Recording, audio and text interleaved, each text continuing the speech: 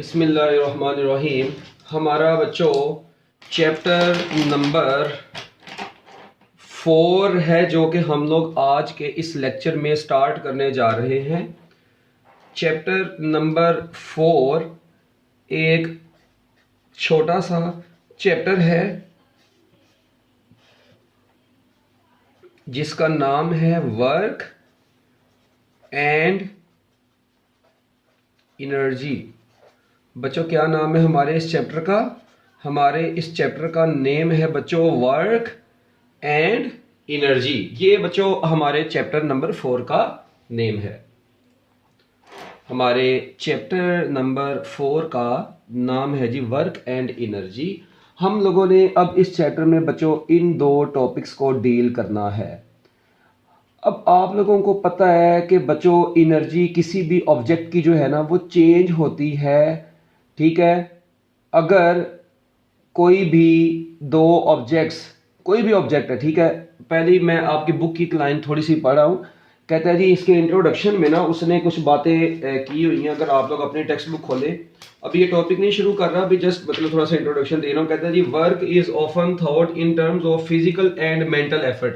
कहता है जो वर्क की टर्म है ना, ये जो वर्क की बच्चों टर्म होती है, ये फिजिकल और मेंटल एफर्ट्स के अंदर, फिजिकल आप लोग देखते हैं कुछ वर्क फिजिकल होते हैं जो आप लोग बाय हैंड वगैरह कर सकते हैं, और कुछ होते हैं मेंटल एफर्ट्स की वजह से भी होते हैं। जैसे अब आपका दिमाग है वो भी तो वर्क कर रहा है। कभी किसी ने अपना दिमाग निकाल के देखा हो, है चर्सी लोग, अगर किसी ने अपना दिमाग निकाल के देखा हो कि आप लोगों का दिमाग क्या कर रहा है, वर्क कर रहा है? किसी ने देखा हो जी दिमाग चलता चलता लाहौर से फैसलाबाद पहुंच गया हो? कभी सुना है इस तरह का? ओ भाई ऐसा कोई चक्कर नहीं है फिजिक्स की दुनिया में। हाँ कुछ वर्क ऐसे होते हैं जो फिजिकल होते हैं, जिस तरह ये मार्कर आपको नजर आ रहा है। मैं इस चर्सी मार्कर को मूव करवा के ए पॉइंट से कहाँ तक लेके जाता हूँ, बी पॉइंट तक लेके जाता हूँ। तो इसका मतलब है कि ये जो मैंने वर्क किया है ये फिजिकल वर्क है। एक वर्क है जी जो मैं अपने दिमाग के जरिए से कर रहा हूँ। आपके पास दिमाग होगा तो आप लोग भी करते होंगे, आपका दिमाग भी तो वर्क करता है। तो वो कौन सा वर्क होता है? मेंटल वर्क होता है। तो हम लोग यहाँ पर बच्चों फिजिकल और मेंटल एफर्ट्स, ठीक है जी, फिजिकल और मेंटल एफर्ट जो होती है ना बंदे की, वो वर्क कंसीडर की जाती है। हम लोग यहाँ पर बच्चों फिजिक्स में जो वर्क पढ़े, जाहिर बात है अभी तो फिलहाल हम लोगों ने कौन सा वर्क पढ़ना है? फिजिकल वर्क पढ़ना है। अगर आप लोग अब यहाँ पे थोड़ा सा गौर करो, याद रखना किसी भी वर्क डन के अंदर जब भी किसी बॉडी के ऊपर वर्क होता है या कोई बॉडी वर्क करती है, या किसी भी बॉडी में जब वर्क इन्वॉल्व होता है, तो याद रखना है बच्चों जब भी किसी बॉडी में वर्क इन्वॉल्व होता है तो उसके अंदर दो चीजें जरूर डिस्कस होती हैं। वर्क होगा किसी फोर्स के अंदर होगा, और उस फोर्स की वजह से उस बॉडी के अंदर डिस्प्लेसमेंट भी आ सकता है, होगा डिस्प्लेसमेंट। इसका मतलब है हम लोग ये कह सकते हैं कि वर्क जो होता है वो कितनी फिजिकल क्वांटिटीज को इन्वॉल्व करता है? दो फिजिकल क्वांटिटीज को इन्वॉल्व करता है। कौन कौन सी वो फिजिकल क्वांटिटीज हैं? वो फिजिकल क्वांटिटीज का नाम फोर्स एंड डिस्प्लेसमेंट है।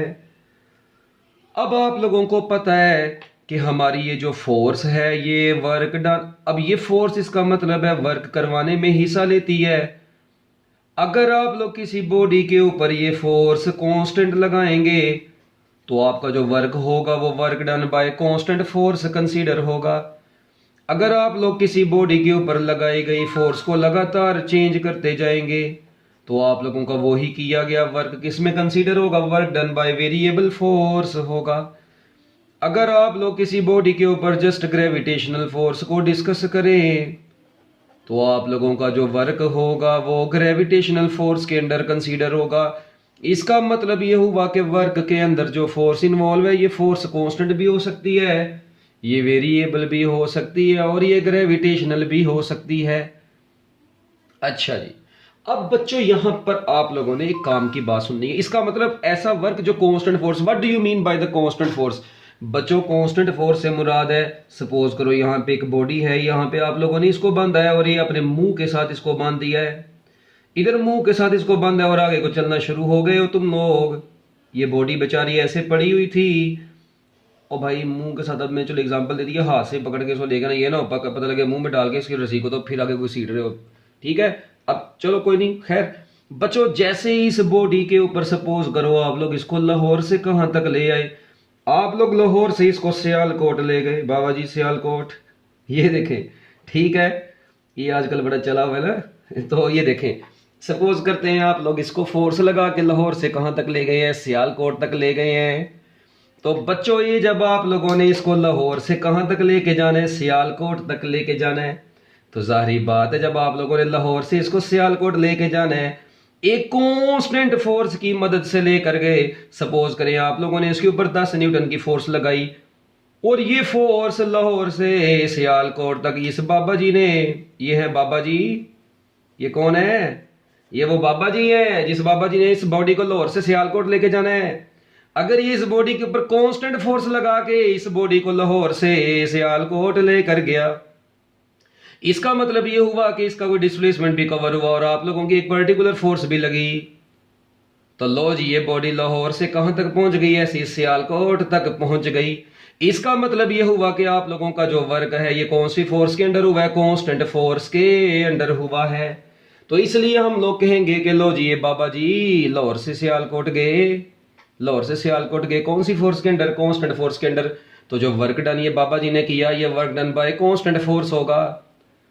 क्या ख्याल है? ऐसे ही है बच्चों, नहीं ख्याल है? तो लो जी बाबा जी सियालकोट हैं, लो जी। अब ये आप लोगों के पास यहां तक बच्चों कांस्टेंट फोर्स की एक छोटी सी एग्जांपल दी। अच्छा सपोज करते हैं अगर ये बाबा जी को थोड़ी सी शर्म आई, इन्होंने पहले 2 न्यूटन की फोर्स लगाई इस बॉडी के ऊपर ही, ठीक है जी। सपोज करते हैं ये बाबा जी ने कितने न्यूटन की फोर्स लगाई, ऐसे ये बाबा जी ने, ठीक है, ये बॉडी ऐसे अपने हाथ में पकड़ी हुई है, भाई मुंह तो मैंने वैसे एग्जांपल के तौर पे बोला। अच्छा अब ये बॉडी को घसीटते घसीटते कहां से कहां पर लेके गया, अभी बिलोर से रावलपिंडी लेकर गया। लो जी पिंडी है बाबा जी, पिंडी, ये देखो ये पिंडी लेकर गया। अब इन्होंने रस्ते में जो इस बॉडी के ऊपर फोर्स लगाई, पहले लगाई 2 न्यूटन, फिर थोड़ी देर बाद बाबा जी को पता नहीं क्या हुआ, इन्होंने फोर्स लगा दी 4 न्यूटन की, फिर कुछ देर बाद इन्होंने फोर्स लगाई 6 न्यूटन की, फिर लगाई 7 न्यूटन की, फिर लगाई 3 न्यूटन की। आप लोग देखें बाबा जी जो इसके ऊपर फोर्स लगा रहे हैं वो क्या हो रही है, फोर्स बार बार चेंज कर रहे हैं। तो बच्चों अगर किसी बॉडी के ऊपर लगाई गई फोर्स जो है वो वक्त के साथ साथ चेंज हो, अगर आप लोगों की वो फोर्स चेंज हो रही होगी तो आपका जो वर्क डन होगा वो वेरिएबल फोर्स के अंडर होगा। ठीक हो गया। अब सपोज करो बाबा जी ने सियालकोट पहुंच के इस बॉडी को ऊपर को फेंका, ये देखो ये बाबा जी है बच्चों, ठीक है, ये बाबा जी सियालकोट पहुंच के इस बॉडी को किधर को फेंक रहे हैं, ऐसे। इन्होंने इस बॉडी को, अब बच्चे समझ रहे होंगे, ये यहाँ पे आते आते ही जो है सर्कल बन गई, और ऐसा नहीं है, ये सपोज कर लो ये बाबा जी ने इस बॉडी को ऊपर को फेंका, ये चरसी बॉडी सियालकोट में ऊपर को गई, और फिर सारी बात है इसको नीचे को भी आना था। तो इसका मतलब है कि जब ये बॉडी ग्रेविटी ऊपर जा रही है तो ग्रेविटी के अगेंस्ट जा रही है, और नीचे आ रही है तो बच्चों ग्रेविटी की डायरेक्शन में आ रही है। क्या ख्याल है? नीचे आएगी तो ये चरसी ग्रेविटी की डायरेक्शन में आएगी। इसका मतलब ये हुआ कि जब ये ऊपर को गई तो ग्रेविटी के अगेंस्ट गई, नीचे को आई तो ग्रेविटी के अंदर आई। इसका मतलब है कि इस पूरी बॉडी के ऊपर जो वर्क डन कंसीडर होगा वो ग्रेविटेशनल फोर्स के अंडर कंसीडर होगा, और यहां पर work done by gravitational force हो रहा है। अब ये बारी बारी टॉपिक हम लोगों ने आगे फिजिक्स की दुनिया में पढ़ने हैं। सबसे पहले मैं आप लोगों को एक बड़ी इंपॉर्टेंट बात बताने जा रहा हूं, ये बाबा जी ने क्या काम किया। इन्होंने एक दीवार के साथ एक स्प्रिंग बांध दिया, और स्प्रिंग का दूसरा सिरा बाबा जी ने सियालकोट में अपने हाथ में ऐसे पकड़ लिया, ये दूसरा सिरा, मुंह पे नहीं बांधा, अब एग्जाम्पल दे रहा हूं बस ऐसे। अब ये बाबा जी ने क्या काम करना है, ये बाबा जी ने इसके ऊपर लगाई फोर्स। अब मुझे ये बताओ, जब ये बाबा जी इसके ऊपर फोर्स लगा रहे हैं, आपको पता है इसमें डिस्प्लेसमेंट भी प्रोड्यूस हो रहा है। इसका मतलब कि ये बाबा जी सियालकोट जितनी ज्यादा फोर्स लगाएगा उतना ज्यादा इसके अंदर डिस्प्लेसमेंट प्रोड्यूस होगा। इसका मतलब ये हुआ कि ये डिस्प्लेसमेंट चेंज होता जाएगा, बढ़ता जाएगा इस फोर्स के बढ़ने से। इसका मतलब ये है कि ये फोर्स कांस्टेंट नहीं रह रही, चेंज होती जा रही है इस डिस्प्लेसमेंट की वजह से। इसका मतलब ये बाबा जी सियालकोट का जो वर्क हुआ, अब ये क्या हुआ, ये बाबा जी सियालकोट का जो वर्क हुआ बच्चों, अब ये वेरिएबल फोर्स की फॉर्म में हुआ। तो लो जी बच्चों ये सारी एग्जांपल्स हम लोगों ने बारी बारी अब आगे डिटेल में देखनी है कि when the work is done by the constant force, how we can calculate that work done. Work done by the variable force. How we can calculate this work done? Work done under the gravitational force. Here by the gravitational force, how we can calculate this work? So now we are going to calculate these works बारी बारी. क्या ख्याल है? तो हम लोगों ने ये जो वर्क्स हैं ये बारी बारी कैलकुलेट करने. हैंड रेज करो, जल्दी जल्दी मिनट लगाओ. हरी अब जल्दी जल्दी. यहां तक तो आप लोगों को समझ आ गई होगी. हाँ, ये बड़ा मशहूर आजकल चल रहा है ना, इसलिए इनको जल्दी से समझ आएगी बच्चों को. गुड. ले जी बच्चों, अब हम लोग अपनी बात को आगे बढ़ाते हुए सबसे पहले हम लोगों ने चलना है किसकी तरफ? Work done by constant force. लो जी, हमारे इस ब्यूटीफुल टॉपिक का नाम है work done. Work done by constant force. बच्चों ये टॉपिक गिनती के 15 मिनट का है. मैं शुगल में ही आप लोगों को इसको पूरा करा दूंगा. ये देखें बच्चों, सपोज करते हैं बाबा जी सियालकोट में, ये देखें अब यहां पर क्या नाम है, एक बॉडी है. This is a beautiful body. और इस बॉडी को बच्चों ये बाबा जी ने फोर्स लगाई आई से. अब इसके ऊपर जो फोर्स लगी है तो इस बॉडी के अंदर तो डिस्प्लेसमेंट आना ही आना था. और ये जो थीटा आप लोगों के सामने आया, ये फोर्स और डिस्प्लेसमेंट के दरमियान में एक पर्टिकुलर एंगल है. बाबा जी सियालकोट है तो इंसान ही है. ये देखो इधर इसने क्या काम किया. देखो इधर बॉडी इधर पड़ी थी, फोर्स इधर लगाई. कभी देखा होगा बॉडी निकल के चरसी इधर को आई हो ना. ये बॉडी तो ब्रूस ली के मुंह वाली ऐसे ऐसे आगे को जाएगी. इसका मतलब है ये फोर्स किसी पर्टिकुलर एंगल के ऊपर लग रही है और इस बॉडी के अंदर एक पर्टिकुलर डिस्प्लेसमेंट क्रिएट होता जा रहा है. इसका मतलब ये हुआ कि फोर्स तो लगी किसी पर्टिकुलर एंगल के ऊपर, मगर आप लोग यहां पर एक चीज के ऊपर गौर कर सकते हैं. वो क्या? अगर आप लोग यहां पर देखेंगे, मैं इस फोर्स के दो टोटे कर देता हूं, रेक्टेंगुलर टोटे. रेक्टेंगुलर कंपोनेंट्स मैंने जैसे ही बनाए, थीटा के सामने वाला कंपोनेंट क्या कहलाएगा? थीटा के सामने वाला जो कंपोनेंट होगा वो एफ साइन थीटा होगा और दूसरा वाला जो कंपोनेंट है वो एफ कोस थीटा है. तो लो जी, ये बाबा जी की फोर्स के हम लोगों ने दो टोटे टोटे कर दिए हैं. अब आप लोगों ने यहां पर थोड़ा सा गौर से देखना है कि ये बाबा जी ने जो फोर्स लगाई थी उसके कितने कंपोनेंट किए? दो टोटे टोटे किए. इन टोटों में से कौन सा टोटा डिस्प्लेसमेंट की डायरेक्शन में है? ये एफ कोस थीटा वो कंपोनेंट है बच्चों जो किसकी डायरेक्शन में? एक पर्टिकुलर डिस्प्लेसमेंट की डायरेक्शन में है.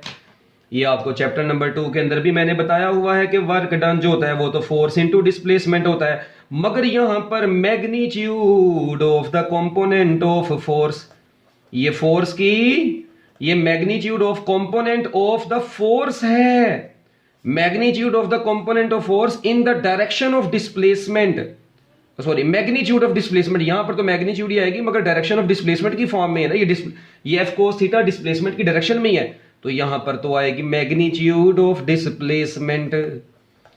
इसका मतलब ये हुआ कि ये magnitude of component of force को मैं एफ कोस थीटा लिख सकता हूं और साथ में मैग्नीट्यूड ऑफ डिस्प्लेसमेंट की जगह पर डी लिख सकता हूं. तो इसका मतलब यहां से ये हुआ कि जो मैंने वर्क किया वो वर्क बराबर आ गया एफ डी कोस थीटा के. और इसी को आप लोगों को पता है मैं dot product of force and displacement भी लिख सकता हूं, क्योंकि आपको मैंने बताया था A dot B is equal to A B cos theta होता है. तो ए बी कोस थीटा को ए डॉट बी भी तो लिख सकते हैं. इसी तरह ये एफ डी कोस थीटा को बच्चों एफ डॉट डी भी लिख सकते हैं. इसका मतलब ये हुआ कि जो वर्क डन है मैं कह सकता हूं it is dot product of force and displacement. तो बच्चों इसका मतलब है कि वर्क डन की दूसरी डेफिनेशन क्या होगी? Dot product of force and displacement. और यहां पर जो थीटा आप लोगों को ब्यूटीफुल नजर आ रहा है, ये थीटा बेसिकली क्या चीज होती है? ये theta angle between force and displacement होता है. क्या ख्याल है? नहीं ख्याल है?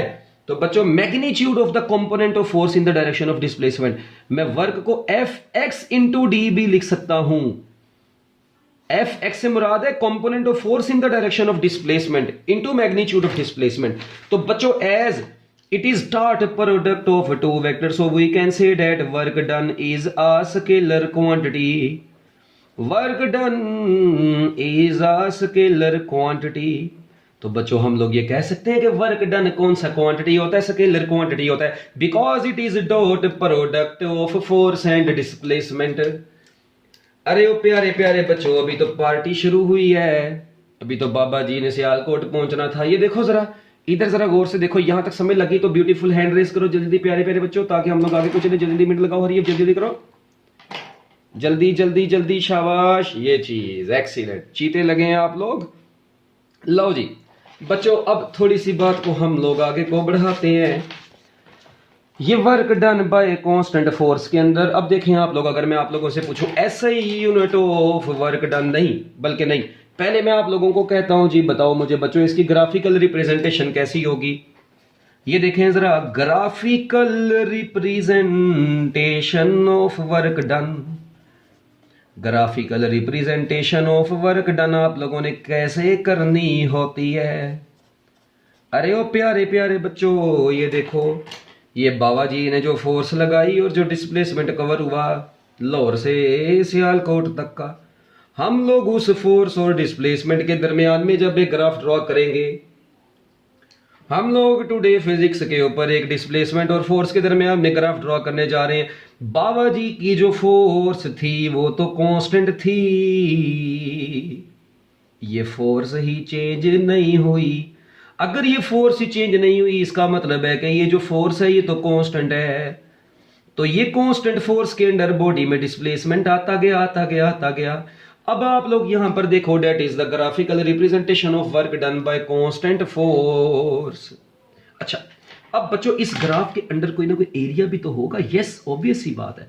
तो बच्चों याद रखिएगा, अरे छेड़ सी लोगो, ये देखो, area under the force displacement graph. ये देखो प्यारे प्यारे बच्चों, मैं कह सकता हूं area under force displacement graph, area under force displacement graph gives the value of work done. वो कैसे?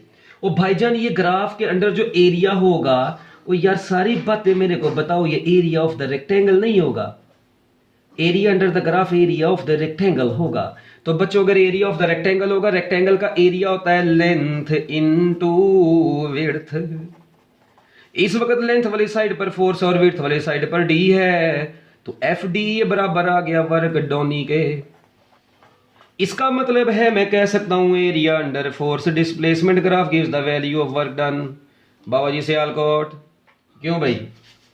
अरे ओ नहीं भाई, ये देखो ना, area under force displacement graph किसके बराबर आया? Area under force displacement graph gives the value of work done. तो लो जी बच्चों, आप लोगों के पास ये area under the graph work done के बराबर है, और यहां से आप लोगों ने कैलकुलेट भी इसको कर लिया। फिर पूछा जाता है एंट्री टेस्ट के पेपर में, अभी जरा शुगल में थोड़ी सी एंट्री की भी बात कर दी जाए, बीच में ही लगते आ थी बच्चों। एंट्री टेस्ट के पेपर में ये पूछा जाता है, क्या पूछा जाता है? एंट्री टेस्ट के पेपर में पूछा जाता है slope of force displacement graph. बच्चों slope of force displacement graph gives, बच्चों मेरी बात याद रखिएगा, जब भी स्लोप का पूछा है तो वाई एक्सिस वाले वेरिएबल को एक्स एक्सिस से डिवाइड करवा दें। आपको पता है मैं इस डिस्प्लेसमेंट को एक्स भी तो लिख सकता हूं। अच्छा, अब आपको पता है आप लोगों ने हुक्स लॉ में ये चीज पढ़ी थी कि एफ इज इक्वल टू के एक्स होता है। तो जब आप लोगों ने यहां पर एफ की जगह पर के एक्स पुट कर देना है, तो ये के एक्स और नीचे भी एक्स आया, एक्स एक्स से ऐसे बशीर हुआ जैसे बशीर होने का हक होता है। ये कट गया चर्सी और सिर्फ स्प्रिंग कांस्टेंट ही बच गया। तो यूजली ये पेपर में एमसीक्यू भी आ जाता है, तो प्यारे प्यारे बच्चे वहां पर कंफ्यूज होकर बैठते हैं। मगर हमारे इस चैनल वाले ब्यूटीफुल बच्चे जो इस वक्त लेक्चर देख रहे हैं, वो बिल्कुल भी अब कंफ्यूज नहीं होंगे। तो लो जी बच्चों, ये स्प्रिंग कांस्टेंट आप लोगों के पास के की वैल्यू आ गई है ना बच्चों? Okay, hand raise, good, excellent. तो बच्चों ये आप लोगों ने जुबानी याद रखना है मरते दम तक, ये पेपर में एमसीक्यू आता है। याद रखिएगा कि ये जो slope of force displacement graph होती है, स्प्रिंग कांस्टेंट की वैल्यू देती है आपको, के कांस्टेंट की वैल्यू देती है। स्प्रिंग्स के केस में उसको स्प्रिंग कांस्टेंट बोल देते हैं हम। ओके, ये ग्राफिकल भी हो गया। इसके बाद बच्चों units of work done, units units and dimensions of work done.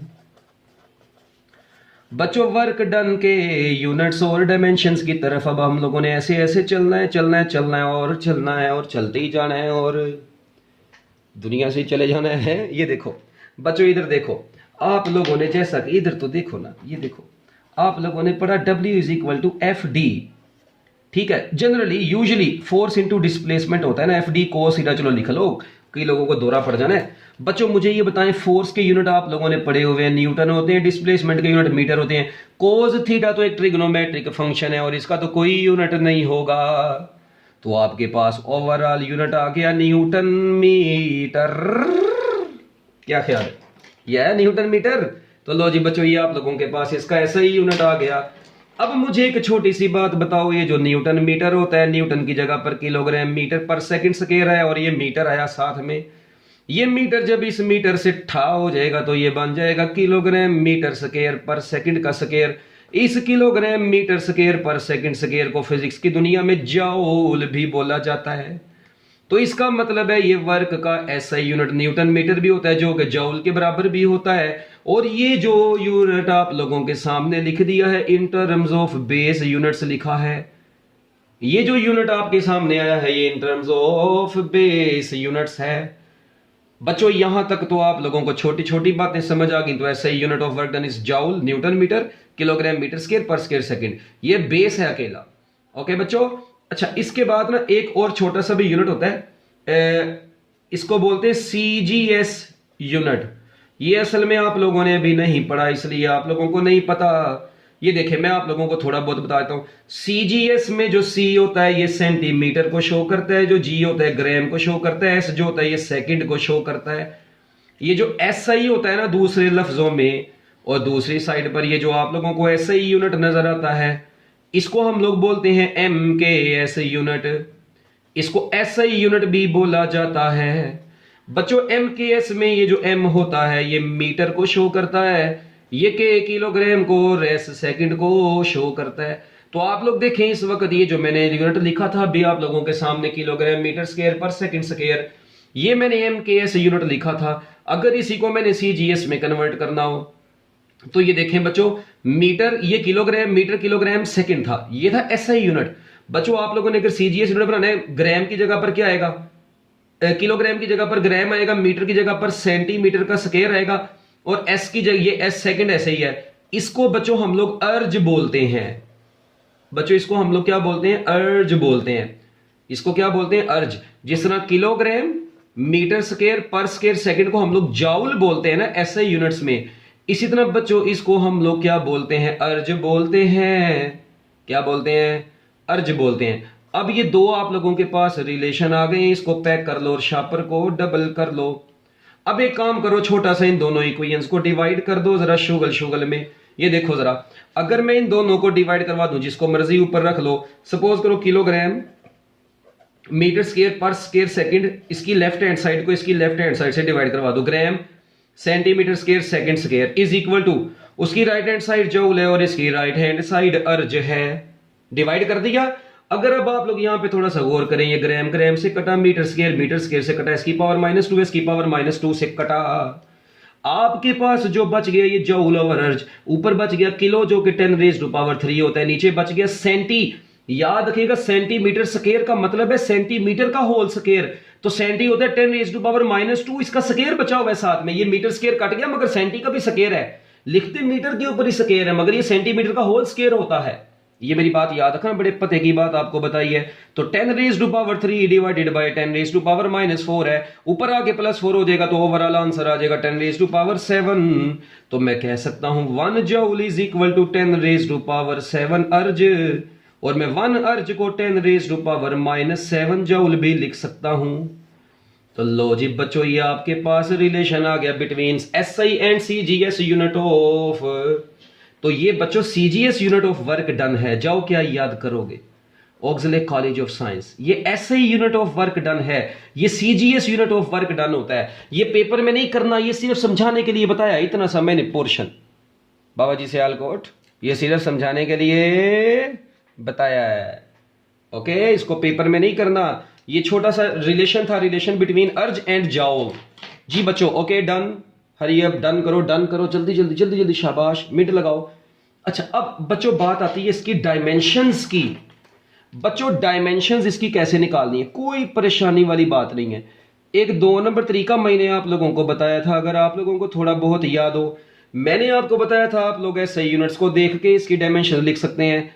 ml²T⁻²- kilogram की जगह पर m, मीटर की जगह पर l स्क्वायर है तो स्क्वायर बन गया, और सेकंड की जगह पर t आया तो T⁻²- आया। लो जी बच्चों, आप लोगों के पास ये छोटा सा एक टॉपिक जो था वो खत्म हो गया है, मगर अभी यहां पर इसके कुछ केसेस रहते हैं, स्पेशल केसेस। अब बच्चों इस वर्क डन के स्पेशल केसेस हैं कुछ, बस उसके बाद हमारा ये टॉपिक दी एंड हो जाएगा। स्पेशल केसेस इसके कौन कौन से हैं बच्चों? स्पेशल केसेस इसके हैं, ये देखें। सपोज करते हैं, आप लोगों ने मुझे बताएं, सपोज करते हैं आप लोगों ने वर्क डन का एक फार्मूला पढ़ा यार, FD cos थीटा। अच्छा मुझे अब एक बात बताओ, इधर देखो, पापा को देखो, ये देखो, आप लोग देखें, अगर ये थीटा बच्चों, लिख रहे मैंने 3 थे, चलो कोई बात नहीं। अगर ये थीटा बच्चों हो 0 डिग्री, अगर ये थीटा बच्चों हो 90 डिग्री, अगर ये थीटा हो बच्चों 180 डिग्री, ठीक है। चले अब मुझे बताएं, इसको बाद में देखते हैं। अब मुझे बताओ, अगर फोर्स और डिस्प्लेसमेंट के दरमियान में एंगल 0 डिग्री है, इसका मतलब फोर्स और displacement are parallel to each other. अच्छा, इसी तरह अगर फोर्स और डिस्प्लेसमेंट के दरमियान में एंगल 90 डिग्री, इसका मतलब है कि ये एक दूसरे के क्या है, परपेंडिकुलर हैं। अगर फोर्स और डिस्प्लेसमेंट के दरमियान में एंगल 180 डिग्री है, इसका मतलब ये एक दूसरे के एंटी पैरेलल हैं। अच्छा, इसका मतलब ये हुआ, मैं यहां पर ये कह सकता हूं कि अगर फोर्स और डिस्प्लेसमेंट के दरमियान में एंगल 0 डिग्री होगा तो work done is equal to FD cos 0 degree, और cos 0 डिग्री जो होता है वो +1 होता है, तो वर्क डन का फॉर्मूला आ गया पॉजिटिव FD। इसी तरह अगर आप लोग यहां पे थोड़ा सा गौर करो, परपेंडिकुलर के केस में W is equal to FD cos 90 degree, cos 90 0 हुआ तो पूरी चीज 0 हो गई और वर्क डन 0 आ गया। अगर ये थीटा 180 डिग्री होगा तो FD cos 180 degree, cos 180 degree जो होगा वो -FD हो जाएगा, तो work is equal to -FD आ गया। इसका मतलब ये हुआ, मैं यहां पर ये बात को कह सकता हूं कि अगर फोर्स और डिस्प्लेसमेंट पैरेलल होंगे तो वर्क डन पॉजिटिव होगा, परपेंडिकुलर होंगे तो वर्क डन 0 होगा, और अगर ये नेगेटिव होंगे तो वर्क डन मतलब एंटी पैरेलल होंगे तो वर्क डन क्या हुआ करेगा, वो नेगेटिव हुआ करेगा। तो लो जी बच्चों, वर्क डन पॉजिटिव भी हो सकता है, 0 भी हो सकता है, नेगेटिव भी हो सकता है। अच्छा, पॉजिटिव भी हो सकता है, 0 भी हो सकता है, नेगेटिव भी हो सकता है। बाबा जी सियालकोट हैं, ये देखो यहां पर अगर आप लोग बच्चों थोड़ा सा गौर करें, आप लोग मुझे ये बताएं, थीटा जो 0 डिग्री है, थीटा जो 90 डिग्री है, थीटा जो 180 डिग्री है, मुझे एक छोटी सी बात बताओ, ये थीटा, इसका मतलब 90 से पीछे पीछे वर्क आपका पॉजिटिव हुआ करेगा, और 90 से आगे पहुंचे हैं तो देखें 90 से आगे वर्क नेगेटिव हो रहा है, 90 से पीछे वर्क डन पॉजिटिव है। इसका मतलब मैं कह सकता हूं कि अगर थीटा 90 डिग्री से छोटा होगा तो वर्क डन पॉजिटिव हुआ करेगा, अगर थीटा एग्जैक्टली 90 डिग्री होगा तो वर्क डन 0 होगा, और अगर थीटा 90 डिग्री से बड़ा हो गया तो वर्क डन नेगेटिव हो जाया करेगा। जो एंगल 90 से छोटा होता है उसको फिजिक्स की दुनिया में एक्यूट एंगल बोलते हैं, इसे बोलते हैं एक्यूट, क्या बोलते हैं, एक्यूट एंगल, इसको बोलते हैं राइट एंगल। और अगर एंगल 90 डिग्री से बड़ा होगा तो उसको बोलते हैं ऑब्ट्यूज एंगल। तो लो जी बच्चों, ये आप लोगों के पास एक छोटी सी बात आ गई है कि वर्क डन जो है वो पॉजिटिव भी हो सकता है, नेगेटिव भी हो सकता है, और 0 भी हो सकता है। अच्छा, अब ना हमारे प्यारे प्यारे बच्चों के दिमाग में ये चीज आती है, सर जी इनकी एग्जांपल्स तो दे, और भाई एक एग्जांपल तो देखें, देते हैं, ठीक है, बिल्कुल इसकी एग्जांपल्स हम लोग यहां पर अभी डील करते हैं इसकी एग्जांपल को। आप लोग मुझे एक छोटी सी बात बताएं, एक घोड़ा है, ठीक है, उसके साथ आप लोगों ने ना ये बांध दी है, तो उसकी ट्राली सी बांध दी ये घोड़े के साथ, ये देखें, ये घोड़ा है सियालकोट को जा रहा है ऐसे, वाह आ घोड़ा वाह भाई, ठीक है जी, ये क्या है, हॉर्स है, इसके साथ आप लोगों ने इसका कैरेट बांध दिया ऐसे, और ये उसको लाहौर से कहां तक ले गया, लाहौर से सियालकोट तक ले गया। ये बेचारा लाहौर से सियालकोट तक जा रहा है। अब मुझे ये बताओ, ये बाबा जी नहीं है, अब ये घोड़ा है, चरसी लोगों, ये ज़हन में रखना। अच्छा, अब ये घोड़ा बेचारा ऐसे, आपको पता है घोड़े ने फोर्स आगे को लगानी है, तो कभी सुना हो इसके साथ लगा हुआ कैरेट पीछे को जा रहा हो ना, इसकी फोर्स भी इसी डायरेक्शन में, इसका डिस्प्लेसमेंट भी इसी डायरेक्शन में। इसका मतलब आपका किया गया जो घोड़े का, आपका थोड़ी, घोड़े का जो सियालकोट को जा रहा है, बाबा जी सियालकोट, ये सियालकोट को जा रहा है, तो लाहौर से सियालकोट तक जाते जाते इसका जो वर्क होगा वो पॉजिटिव होगा कि नहीं होगा? बोलो बोलो। यस, पॉजिटिव होगा। अच्छा, अब सपोज करें एक बच्चा है, एक कार है बच्चों, ठीक है, या एक छोटी सी बात है, ये एक बच्चा, बल्कि आपको किताब में उसने एग्जांपल दी भी हुई है, ये देखें, अगर आप लोग यहाँ पे थोड़ा सा गौर करो, ये देखो यहाँ पर तो आप लोग देख रहे हो फोर्स और डिस्प्लेसमेंट पैरेलल हो जाने, यहाँ पे तो वर्क पॉजिटिव होना है। इधर आप लोग देखें, ये बंदा पानी की बाल्टी को पकड़ के ऐसे ऊपर को फोर्स लगाई हुई है। अब फोर्स ऊपर को लग रही है, मगर ये बंदा तो आगे को जा रहा है, तो हमें क्या लगे? इसका मतलब है इसका डिस्प्लेसमेंट इधर को हो रहा है, ठीक है, हो रहा है भाई, ये लो डिस्प्लेसमेंट इधर को हो रहा है, मगर फोर्स तो ऊपर को लग रही है, तो फोर्स और डिस्प्लेसमेंट के दरमियान में एंगल 90 डिग्री का हुआ। हमने बाकी फोर्सेस को यहां पर निगलेक्ट कर दिया हुआ है, सिर्फ अपनी फोर्स की बात कर रहे हैं। तो बच्चों ये देखिए, इसकी फोर्स ऊपर को लग रही है, डिस्प्लेसमेंट आगे को हो रहा है, फोर्स और डिस्प्लेसमेंट के दरमियान में एंगल 90 डिग्री का हो गया, तो वर्क डन ऑब्वियस सी बात है कितना आएगा? 0 डिग्री आएगा। ये मैं आपको यहां पे भी बता चुका हूं। इसी तरह यहां पर देखो, ये चरसी बेचारा दीवार के ऊपर, बाबा जी सियालकोट जाना था, इसने इसको कमरे में बंद कर दिया, ये बेचारा यहाँ पे कमरे पे फोर्स लगा ही जा रहा है। ये कौन सा अजय देवगन है जो दीवार को नंग के आ जाएगा है? तो बच्चों ये देखो, ये बेचारा फोर्स लगाई जा रहा है, मगर इसकी फोर्स से डिस्प्लेसमेंट ही प्रोड्यूस नहीं हो रहा। तो जब किसी बॉडी के अंदर डिस्प्लेसमेंट ही नहीं आ रहा, वर्क डन खे होगा, तो इधर भी वर्क 0 होगा, इधर भी वर्क 0 होगा। अच्छा, उसके बाद जब आप लोगों की गाड़ी की फोर्स, जब आप लोगों की गाड़ी की ब्रेक अप्लाई कर दी जाती हैं, तो बच्चों अब देखें, आप लोगों को पता है जब गाड़ी की ब्रेक्स अप्लाई की जाती हैं तो क्या होता है? जब गाड़ी जहां आगे को रही थी, उसका डिस्प्लेसमेंट आगे को हो रहा था, मगर जब उसकी ब्रेक्स अप्लाई की जाती है, उसका इंजन अब फोर्स पीछे को लगाना शुरू कर देता है। इसका मतलब ये तो नहीं गाड़ी पीछे को होना शुरू हो जाए ना, उस वक्त फोर्स बच्चों पीछे को लग रही होती है, जहां वो आगे को रही है, मगर फोर्स उसको रोकने की कोशिश कर रही है। तो इस वक्त फोर्स और डिस्प्लेसमेंट के दरमियान में एंगल 90 डिग्री का 1 डिग्री का हो गया, और वर्क डन नेगेटिव होगा। नेगेटिव वर्क की वजह से वो गाड़ी फिर आहिस्ता आहिस्ता रुकना शुरू हो जाएगी। तो ये आपकी रियल लाइफ के अंदर इसकी बहुत ज्यादा एंटी पैरेलल की एग्जांपल, पैरेलल की एग्जांपल भी आपको दे दी। और ये भी आप लोग एक पानी की बाल्टी को पकड़ के चलते जा रहे हैं, फोर्स ऊपर को लगाई है, डिस्प्लेसमेंट आगे को हो रहा है, फोर्स ऊपर को लगाई हुई है आप लोगों ने, डिस्प्लेसमेंट आपका आगे को हो रहा है, तो भाईजान आपकी फोर्स और डिस्प्लेसमेंट के दरमियान में एंगल 90 डिग्री है, आपका वर्क डन 0 है। हाँ, वहां पे ग्रेविटी का वर्क है, we are not going to discuss that gravitational work in this case, वो ग्रेविटी के में देखेंगे। अब आपको पता है ये पैरेलल और एंटी पैरेलल की एक और एग्जांपल भी है। अगर बॉडी बच्चों जमीन से ऊपर को जा रही हो ना, ये आगे पढ़ेंगे भी, ये नहीं है कि आगे पढ़ना नहीं है, ये हमने अभी आगे पढ़ना है work done by gravitational force में। ये तो मैं वैसे ही बता रहा हूं बच्चों कि अगर कोई बॉडी ग्रेविटी के अगेंस्ट जा रही होती है, तो जो work done by the gravity होता है वो नेगेटिव होता है, क्योंकि ग्रेविटी के अगेंस्ट जा रही है, फोर्स नीचे को लग रही है, डिस्प्लेसमेंट ऊपर को हो रहा है, एंटी पैरेलल होगी, तो आपका जो वर्क डन होगा वो नेगेटिव होगा। अगर कोई बॉडी ग्रेविटी की डायरेक्शन में ही आ रही है, ऐसे छोड़ दी इसको हाइट से, ऐसे नीचे आई, अब ग्रेविटी की डायरेक्शन में नीचे को आ रही है, फोर्स और ग्रेविटेशनल फोर्स और डिस्प्लेसमेंट दोनों एक ही डायरेक्शन में है, तो बच्चों फिर वर्क डन जो होगा वो पॉजिटिव होगा। इसका मतलब ग्रेविटी के डायरेक्शन में वर्क डन पॉजिटिव होगा, ग्रेविटी के अगेंस्ट वर्क डन नेगेटिव हुआ करेगा। तो लो जी बच्चों, ये आप लोगों के पास work done by constant force का टॉपिक आप लोगों ने जब किताब से पढ़ना है, तो मेरा बोला हुआ एक एक लफ्ज किताब में लिखा हुआ है, और मैं उम्मीद करता हूं कि आप लोगों को ये सब समझ आ गया होगा। बाबा जी सियालकोट हैं। लो जी बच्चों, अच्छा ये स्टाइल की मुझे समझ नहीं आई, बहरहाल जो भी है तो यूनिक है, क्या कह सकते हैं अब। ठीक है जी बच्चों, अल्लाह हाफिज।